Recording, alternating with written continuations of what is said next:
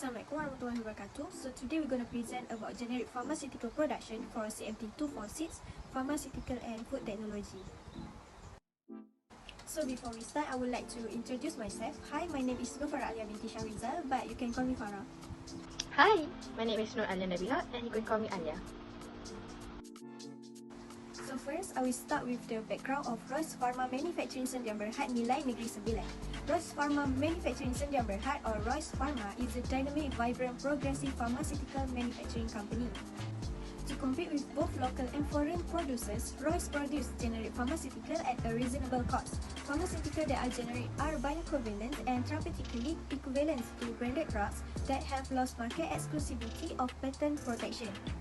Next, I will describe and illustrate the pharmaceutical manufacturing process. The first one is weighing and dispensing. This is a process of transferring specific amounts of powder from bulk container into smaller unit that will be dispensed.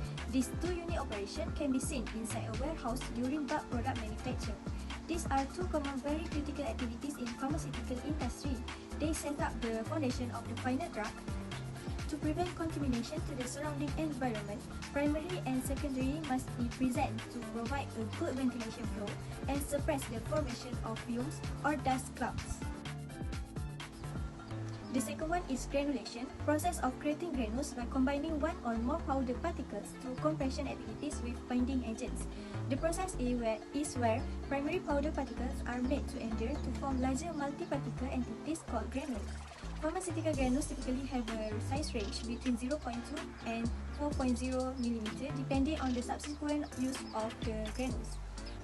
Formed granules then allow the products and excipients to be easily molded as a tablet or part of capsule manufacture. Since these two are the most common drug dosage forms, granulation is one of the most important unit operation in drug manufacturing. Next, we move to the drying process. Process of removing the presence of solvent, water or other liquids in a formulation with presence of heat. Final product of this unit operation is dry solid mass or powders. All drying processes of relevance to pharmaceutical manufacturing involve evaporation or sublimation of the liquid phase and the removal of the subsequent vapor. In pharmaceutical manufacturing, blending is a vital part to ensure the product quality. During this step, different ingredients are mixed together to make the final blend. The main purpose of this step is to make sure the ingredients are adequately mixed. Many of the blenders are suitable for blending substance in powdered form but not granules. There are three different types of blenders that are commonly used in pharmaceutical manufacturing blending. Next is tableting process. After preparation of granules, it will be compressed to get final product. The compression is done by the single punch or we call stamping press machine, or the second one is multi-station machine, rotary press. Tablet press is a high-speed mechanical device. It squeezes the ingredients into required tablet shape with extreme precision, which can make tablet in many shapes, usually round and oval. After tableting process, we got film coating. A film coating is formed through the application of a thin, even and continuous film around the surface of a tablet or a pill. The film coating serves numerous purposes, making it easy to identify and take by swallowing to control the drug release profile of the tablet.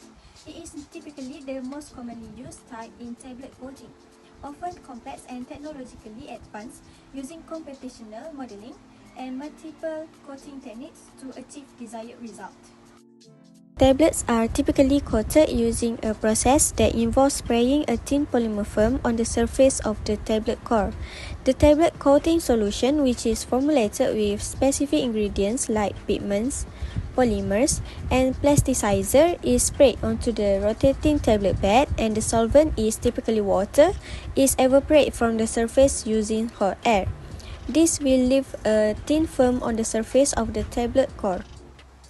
Next one is blister packaging. Package in which a clear holds the products in small size, such as capsules and tablets, used by pharmaceutical companies for a number of packaging like tablets and capsules. The main processes are forming, product loading, sealing, coding for batch number and expiry date, and formation. Last but not least is cutting.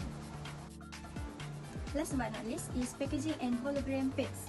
Packaging is an essential part of any product that needs transporting.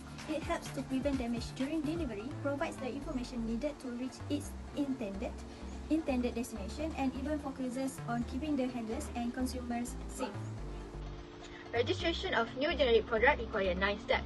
For the first step is registration dossier submission. Second step, screening by NPRA. Screening by NPRA require 30 working days. Third step, registration payment. Fourth step, dossier evaluation by NPRA. Fifth step, JKPP meeting.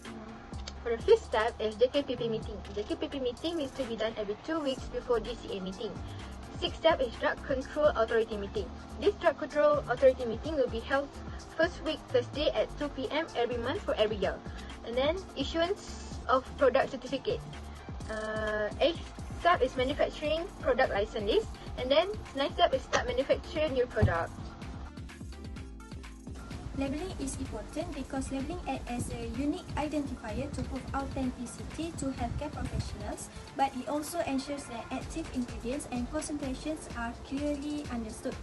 Next, it helps to ensure that consumers are taking the correct medications. Let's move to primary packaging. Primary packaging is direct contact with the product itself and sometimes referred to a consumer unit. The main purpose of this primary packaging is to contain, protect and preserve the final product, particularly against the contamination around the surrounding. Secondary packaging. Secondary packaging is used outside from the primary packaging to group certain number and product to keep the stock keeping unit. It is supplementary protection to help maintain the integrity of the primary packaging. So this is the example of secondary packaging. Okay, going to the first blenders, which is the octagonal blenders. This octagonal blenders is suitable for powdered form and granules. It is a great option for the dry blending of powdered materials. Second, it can be filled up about 2/3 granules capacity, making it the suitable blending greater quantities of materials. Okay, next we have V-Com blender. V-Com blender, also known as effective for blending free-flowing powders, but they may be less suitable for materials with significant difference in particle sizes. Also, the mixing time can be longer compared to double-con mixer, especially for materials with less favorable flow characteristic. This V-Com blender can only blending fragile materials. Lastly, we have double-con mixer. Due to its conical shape, double-con mixer is often considered better for blending free-flowing powders and materials with disparate particle sizes, majorly for the mixing powder substance. It also can be used for blending and mixing materials with different specific gravities.